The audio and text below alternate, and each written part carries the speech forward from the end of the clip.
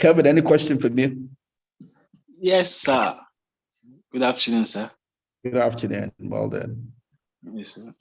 In the conclusive part of the talk, you said you made mention of not focusing on the problem. Yes. And I wanted to ask, what's the place of identifying the challenge that is before one, acknowledging the challenge, stating the challenge that is before one, then going about? Is it that it's not proper to acknowledge the challenges or the difficulties, or just to talk about the solution and forget about the challenges? Because sometimes I tend to try to acknowledge the difficulty. This is what the situation and the actual facts on ground, then before knowing how to go about it or the solutions. I don't know if you get my question, sir. I get your question. Yeah. So the word is, the important thing is focus, not that you don't acknowledge, right? So if you don't acknowledge, then there's another problem called you are being delusional, you are being in denial, right? In the same way, let's start from when you focus on yourself. You know, you didn't grow up as a timid person, did you? Did you grow up as a timid person? No. No, sir. All right, so you won't understand this well, but I grew up as a timid person. So let me tell you, you know what it means to be timid, right? To be shy. Yes, sir. What's your understanding of someone being shy? Okay, my understanding is focusing, basically, when somebody is shy, is basically focused on the assessment, the external assessment of persons, whether what people think or say, or the outward expression, the outward response towards what he's going to do, or what is going to look, his looks, his thoughts, or what he's saying. So basically, it's just paying more attention to the outward expression, whether from people, from circumstance, than looking inward. I don't. All right. So the person that is not shy, what's different? Those physical things, are they still there?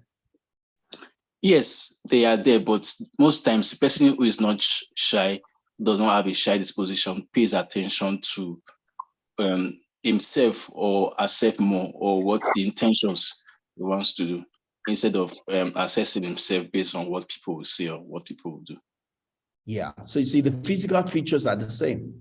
They're probably the same height, as some the same way, they are dressed the same way. It's just what they are focused on that is different. So you see, so if I'm problem focused, then all I'm focusing on is a problem. If I'm solution focused, I'm focused on the solution. Doesn't mean that the problem or solution is not there at any of the 2 points in time. It's all a function of what are you focusing on? What are you putting your power, your energy around? You get what I'm trying to say? So there's always going to be problem, right? Someone that is problem focused, hence there. It's what we talk about, the difference between a pessimist and a pessimist and a, what's the other one now? What's the opposite of pessimist? Optimistic. Optimistic, right? Yeah. So it's the difference between a pessimist and an optimist, right? It's the difference between whether the cup is half full or half empty. You know that the same amount of water that is in the cup. Yes, sir.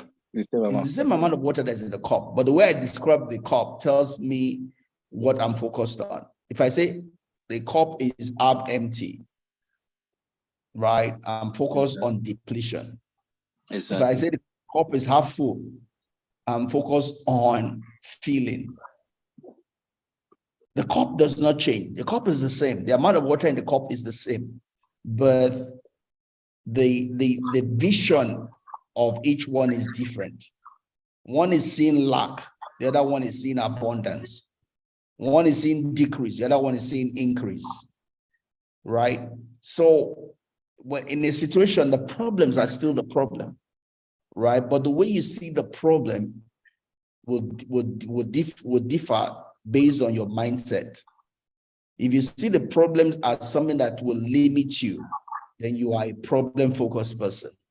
If you see the problem as something that is there to be solved, then you're a solution-minded person. Do you get what I'm trying to say?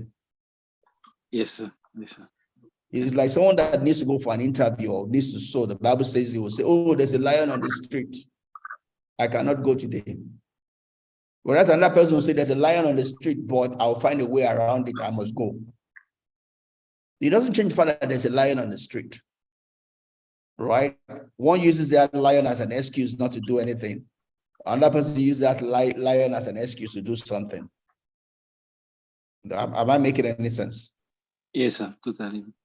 Yeah. So it's not as if the problem won't be there, is the way you see the problem. Are you seeing the problem as something that limits you, or as something that you need to look for a solution for or solution to? That would then determine what kind of a mindset you are, whether you're a problem-focused person or a solution-focused person. A solution-focused person will not have solution if there's no problem, right? He's thinking, oh, we have this problem. Oh, so how can we tackle it? What can we do that we'll do about it? The other person says, oh, we have this problem also, we can't do it. Oh, we can't do it, we can't do it. Let's do something else. You know, those are two different people. And that's what determines people that are poor and people that are rich, not God. It's the way you think. You get. It's just like JFK said, oh, we're going to go to the space in so time. And that person says, oh, space, we can't go to space, so let's just do this. Let's limit ourselves to what we can do. How can you talk about space? Space, we're not even solving a local problem. We're talking about space. Two different mindsets. One big evolves, the other one goes backwards, because nobody's really constant. You get? Yes, sir. Does that help you?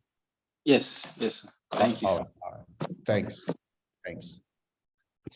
All right. Talk about any other thing, any question? If not, we can shut it down. You know. No.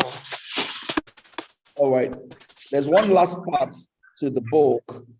I didn't want to rush everything. I don't want to just speak. Open up, we can take it. You know.